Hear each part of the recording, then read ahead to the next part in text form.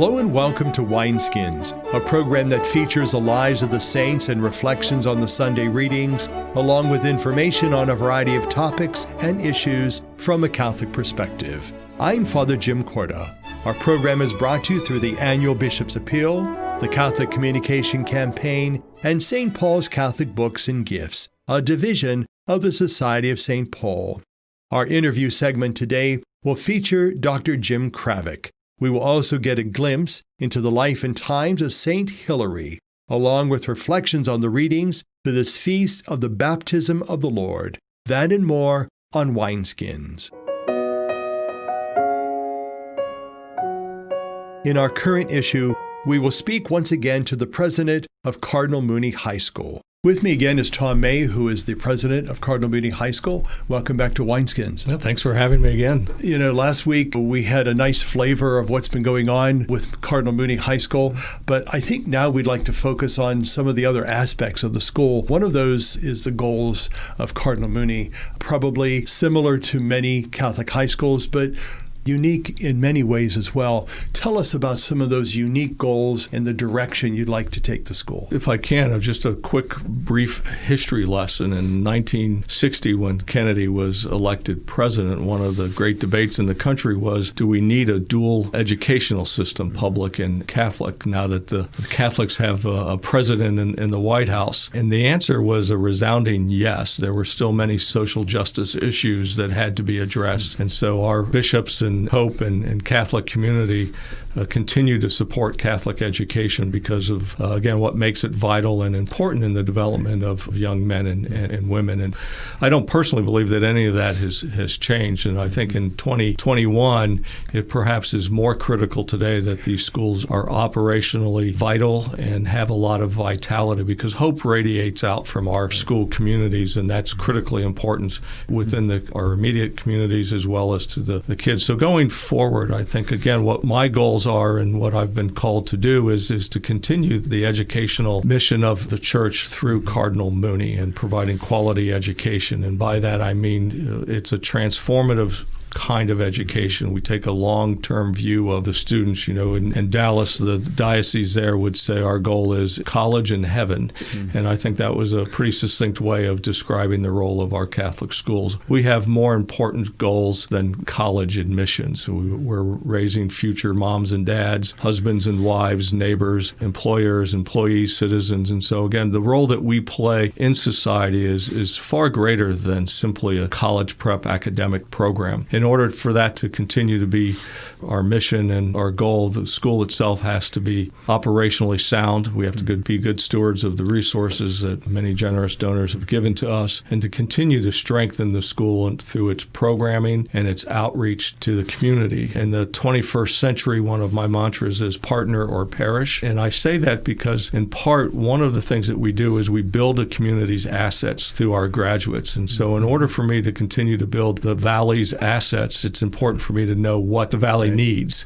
And so partnering with the local economy and business leaders, and as well as our church and our Catholic ecosystem of a K-12 program, is important. I have to have those partnerships for Mooney to thrive in the decades to come. The other thing that I'd like us to talk about, which I think is a hallmark of our Catholic schools, and in particular our high schools, and that is the diversity that's present. It's kind of reflective of our communities. How important is that diversity, and why has that been a strength in Cardinal Mooney High School? Well, I think if you even go back, again, throughout our history, we opened up these schools in part to educate the Catholic immigrants that were coming into the country, but our schools continue to serve similar population. And we educate not because our students have to be Catholic, but because we're Catholic. That's important, because who better than the church to understand the human condition and human relationships? And so, again, our purpose for educating isn't simply getting kids into Youngstown State or Ohio State or Notre Dame. It is to build strong communities, and we do that through students. Made in God's image, clearly that diversity is important, and it's important in terms of all relationships that we have. I think it's been a hallmark of our Catholic schools to welcome all who desire a faith-based education religion, whether they be Catholic or not, and to evangelize and share the gospel message with students. Mr. May, tell us, what is your hope as you continue guiding and directing the future of Cardinal Mooney? Well, I think we're at a critical time in our culture. And so my great hope, and it has always been a driving or motivating factor for me being in Catholic education, is to ensure that Youngstown and the surrounding community has vibrant and robust Catholic schools to educate kids in the decades to come. Ideally, when it's time for me to retire, I want to look into my rearview mirror and see a healthy, happy, hopeful, and successful Cardinal Mooney. Tom May, president of Cardinal Mooney High School, thank you for your presence on Wineskins again, but also for your dedication, your exhilaration, and also your dedication to Catholic education and also to the community. Yeah, well, thank you for having me. For Wineskins, I'm Father Jim Korda. Saint Hilary was a bishop and doctor of the Church. To tell us more is Diana Hancharenko. She is the young adult minister at St. Angela Merici Church in Youngstown. Saint Hilary was called the Athanasius of the West and was declared a doctor of the Church by Pope Pius IX. The cult of this saint became widespread in France only in the 9th century, and in Italy in the 11th and 12th centuries. Converted from paganism after reading the Bible, and especially the prologue of the Gospel of St. John, this married man and father later became a gifted interpreter of the Psalms and the Gospel according to St. Matthew. While still a layman, he was elected Bishop of Poitiers in France in the year 350. Eventually, he was sent into exile for his anti-Arianism. The point at issue was the consubstantiality of the Son with the Father. In other words, that they were of the same nature. This was defended by St. Athanasius in the East. In his treatise on the Blessed Trinity, St. Hilary became the first theologian of the Latin Church to combat the Arian heresy and to introduce into the language of the West the precisions of Catholic doctrine and Greek thought. He also helped St. Martin of Tours promote the monastic life, and he composed several liturgical hymns.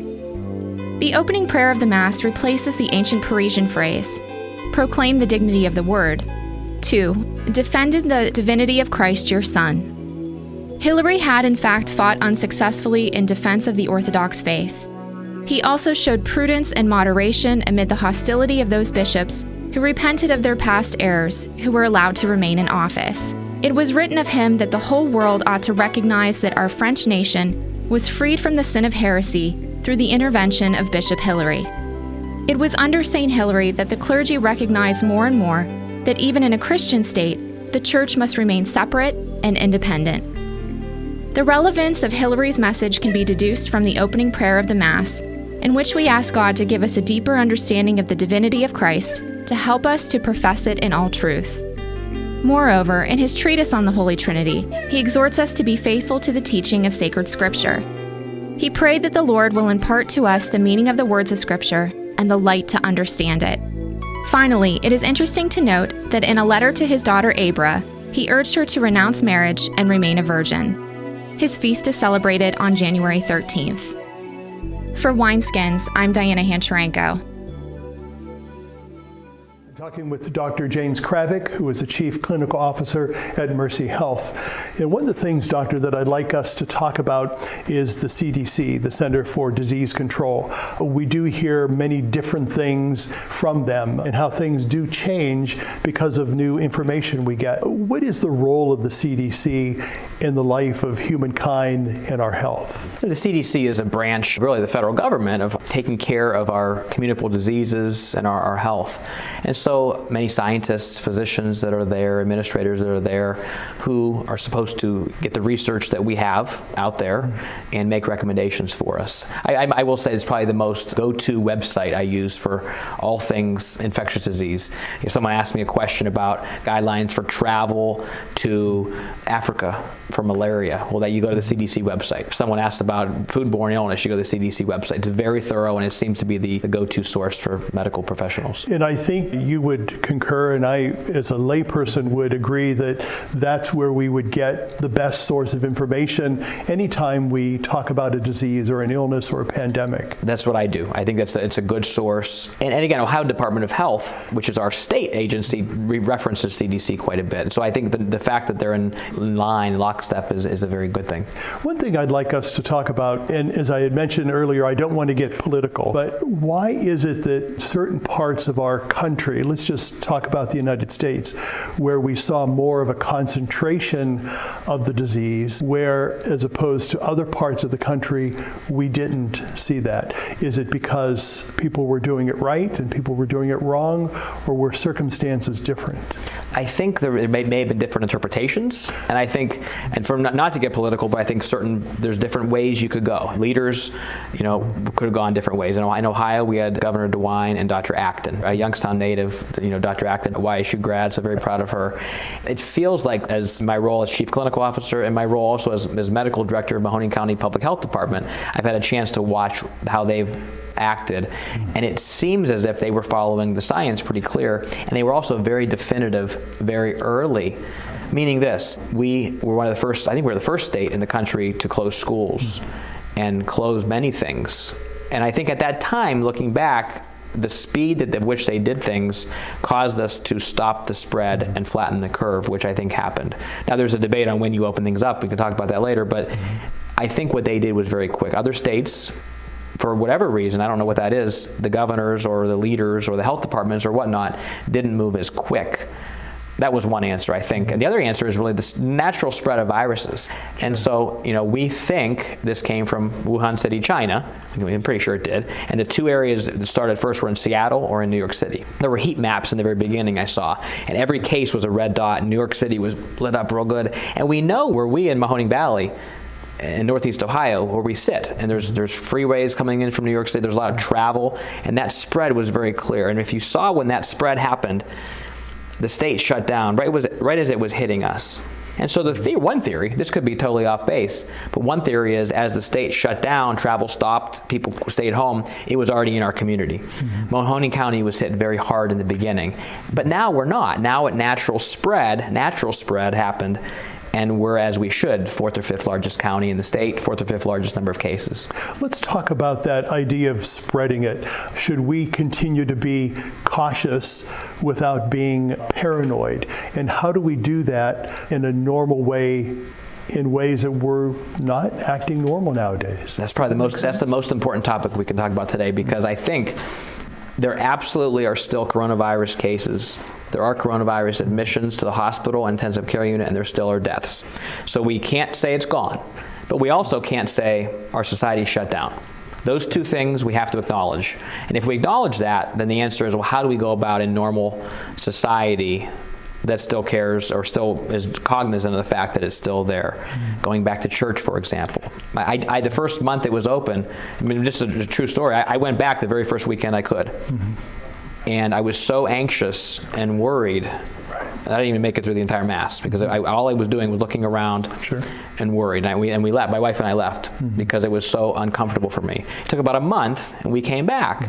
And so I think as we think of that with restaurants, as we think of that with going to a concert, for example, when does that ever happen where you're going to have a large number of people? I think it's going to be a stepwise approach, that we have to realize it's still there, but also we have to get back to some sort of normalcy. Well, and I think that getting back to a normalcy is what we are trying to do, not only as people of faith, but also as just normal, healthy-minded citizens. What do we need to continue to do to make sure that not only I remain healthy, but you remain healthy? Social distancing is a must. Mask wearing is a must in environments like that. And staying home when you're sick. Those are the top three things I can think of. Again, we've been to church where it's been not crowded. I've been to church where it's more crowded. And as long as we keep our hands clean, hand sanitized, don't go when you're not feeling well, keep our masks on, the chances are much less that we will spread that from one person to another. Let's talk about those people who unfortunately contracted the virus. Many of those, I had understood, had a pre-existing condition which caused them to get very ill very quickly, and it was fatal for many of them. Is it true that a pre-existing health condition kind of exacerbated that? It absolutely is true. And many of these pre-existing conditions may not have been known to that person. There were some elderly people who were very sick who unfortunately contracted and died from coronavirus. There were some 50-year-olds, 40-year-olds, younger, who have had something, and maybe they knew they had it, maybe they didn't know they had it, but this was their presenting, way of knowing they had it in their condition is they had coronavirus, their body didn't react well, and they died from it. So absolutely, but there also were really bad outcomes of people that didn't have pre-existing, but that is a very important factor. And there are people that don't even have symptoms but are carriers. That's the concerning part of this virus is people have it, and may never have symptoms, but can be a spreader of someone else. That's why the mask, the social distancing, et cetera, is important. For more information and to listen to Wineskins, visit the website of the Catholic Diocese of Youngstown at www.doi.org. Stay with us. We'll be right back. I am Marino. Je suis Marino. I am Marino. I believe that we are all connected to each other, and that it is the gift of compassion that unites us and makes us one. It doesn't matter what language, culture, or tradition we come from. We can share compassion wherever we are. Marino, an American Catholic organization of priests and brothers, has been reaching out to those in need for nearly 100 years in 26 countries throughout the world. Marino dedicates 86 cents of every dollar donated to their programs, and with your help, they can do more. Missioners, workers, volunteers, supporters, we are all Marino. I am Marino. Yo soy Marino. I'm Father Mike, and I am Marino. I am Marino. I am Marino. I am Marino. I am Marino. I am Marino. I am Marino. By the time we can walk, each of us yearns for the joy that comes from being able to do for ourselves. Church World Service believes that being self-reliant is a joy everyone should share. So around the block or around the world, share the joy. Church World Service. 33 million Americans have descended into poverty. And as their futures fall, so does our nation's. Our song today is from the CD entitled A Hand to Hold. It is by David Kauffman, whose music can be found at goodforthesoulmusic.com. At the last, when all is heard, this is our all, to keep love's word, to live the heart and yield its call, to give ourselves. This is our all. At the last, when all is heard, this is our all, to keep love's word, to live the heart and yield its call, to give ourselves. This is our all. In the blink of an eye, the journey now fresh is dust behind your feet. Regret consumes those who forget the giver who wrought them complete. At the last, when all is heard, this is our all,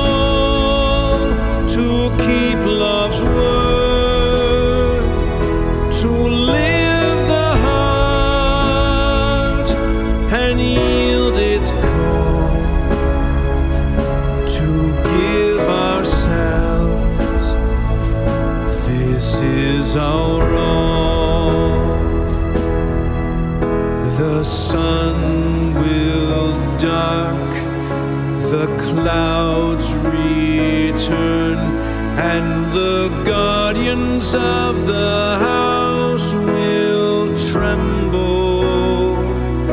The strong will bend, the grinders idle, and they with windows cease to see.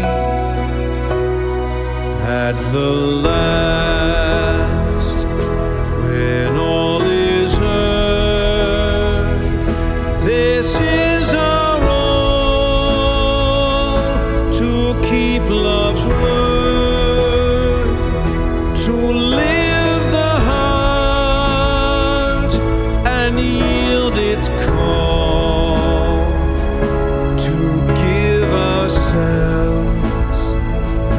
This is our all. So before you fear all heights, and mourners take your streets, the silver cord is snapped, and the golden bowl is broken, and dust returns to earth before your breath returns to love, who gave it.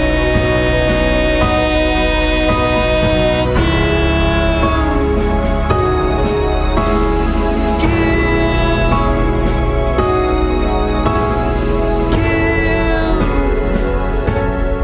yourself.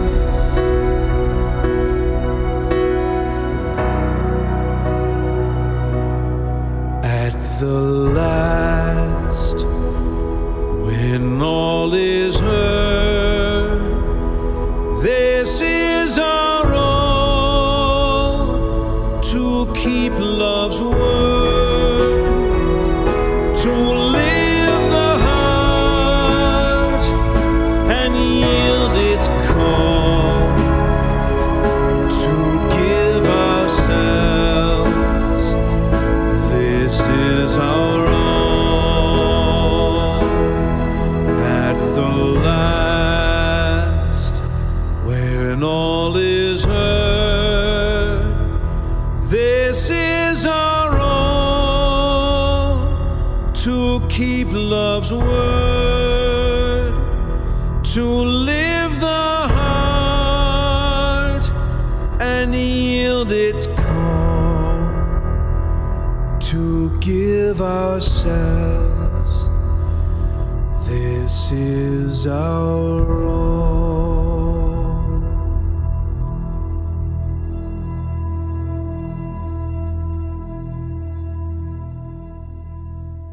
Our scripture reflection for this Feast of the Baptism of the Lord will be done by Deacon Michael Kocjancic. He is from St. Charles Church in Boardman. There is an old saying that sometimes you can't see the forest for the trees. We spend all our time on the little things that we miss the big picture. But each tree does add its own particular beauty and uniqueness to the forest. It's okay to see the little things, as long as you put them all together to make the masterpiece. In our first reading from Isaiah, we read in verse 6, "Seek the Lord while he may be found. Call on him while he is still near." I hear complaints often that God never seems to answer prayers. He ignores them and sometimes forgets about them. So we choose to leave God out of our lives. This reminds me of an old story of an elderly couple who were out one Sunday afternoon on a beautiful drive. The wife turns to her husband and says, "You know, we don't sit as close as we used to." And the husband looks at her and says, "I haven't moved." God hasn't moved away from us. We've moved away from God. If we wait and only call on God when needed, that makes it all the more difficult to connect with God. We need a constant relationship with God, in good times and in bad.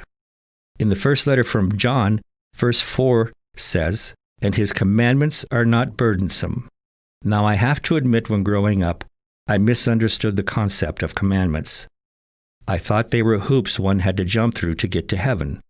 To do something, out of a sense of guilt. Maybe even today, probably some feel the same way. They don't really want to follow it, but they don't want to be punished. But now I understand. If I truly love God, this God who has done so much for me, then I would want with all my heart, mind, and soul to return the love as best I can by doing all I can to honor and worship Him in return. The word commandment has its roots in two Latin words, com, meaning intense, and mandare, meaning entrust. God is entrusting us totally with a deep divine presence. But He doesn't force us to obey, but desires us to live the way to be in a continual relationship. We should not feel like we have to obey. We should want to obey.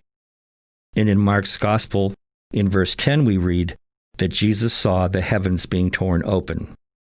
Some use the word rend, meaning to tear apart or split with violence, which is probably closer to the meaning of the original writing. This particular verb is also used on Good Friday. When Jesus dies, the temple curtain is rent. Think of the time that this happens. We were told we were not worthy enough to approach God directly, that God had to be kept separate from us, and the curtain in the temple kept where God dwelt from us. And this curtain is torn. God does not want to be separated from the chosen people. The Divine One rips apart the man-made obstacle that keeps us from reaching out to Him and allowing Him to hold us in His tender arms. The only thing that keeps God from us is us, our human frailties and weakness. God, as Isaiah reminds us, is always there for us.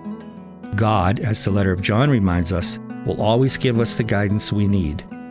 And as the Gospel reminds us, God will remove all that keeps us separated from Him, if that is what we desire.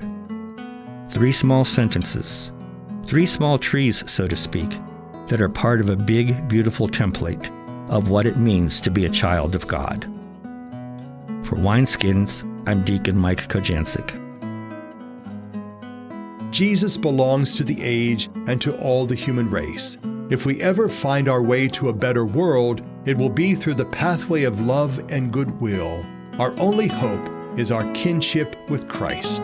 Wineskins is made possible by the annual Bishop's Appeal, the Catholic Communication Campaign, and St. Paul's Catholic Books and Gifts. Wineskins is produced by CTNY, the Catholic Telecommunications Network of Youngstown. I'm Father Jim Korda, thanking you for being with us. Have a blessed Sunday, and may God be with you.